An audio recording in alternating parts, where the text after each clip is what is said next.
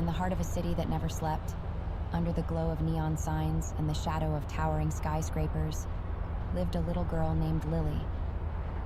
She was no more than 7 years old, with tangled hair the color of chestnut and eyes that had seen more sorrow than a lifetime should bear.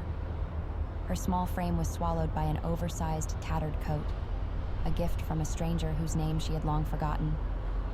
Lily's days were filled with an endless search for scraps of food and a safe place to rest her head. The streets were unforgiving, filled with people who moved past her as if she were invisible. The cold, hard pavement was her constant companion, and the piercing wind was a cruel lullaby that sang her to sleep each night. Every morning she woke up in a different corner of the city, hoping that today might be different, that someone might notice her and offer a helping hand.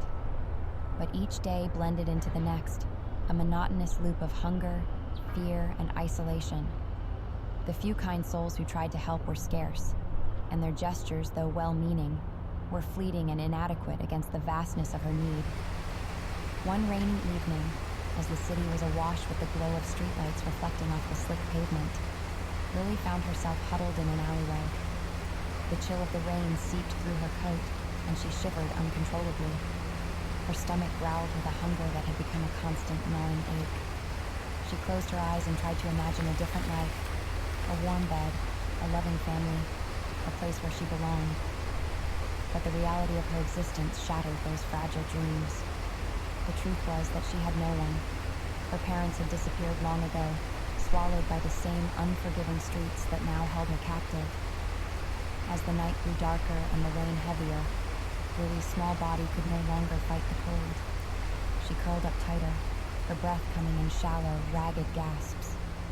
The city's sounds grew distant, and a numbness spread through her limbs. In her final moments, she wondered if anyone would remember her, if anyone would care that she was gone. The next morning, the city awoke and carried on as usual. People rushed to their jobs, cars honked in traffic, and the hustle and bustle of life resumed. In the alleyway, the lifeless form of a little girl lay unnoticed. Her suffering and existence now just a forgotten whisper in the cacophony of the city's relentless march forward.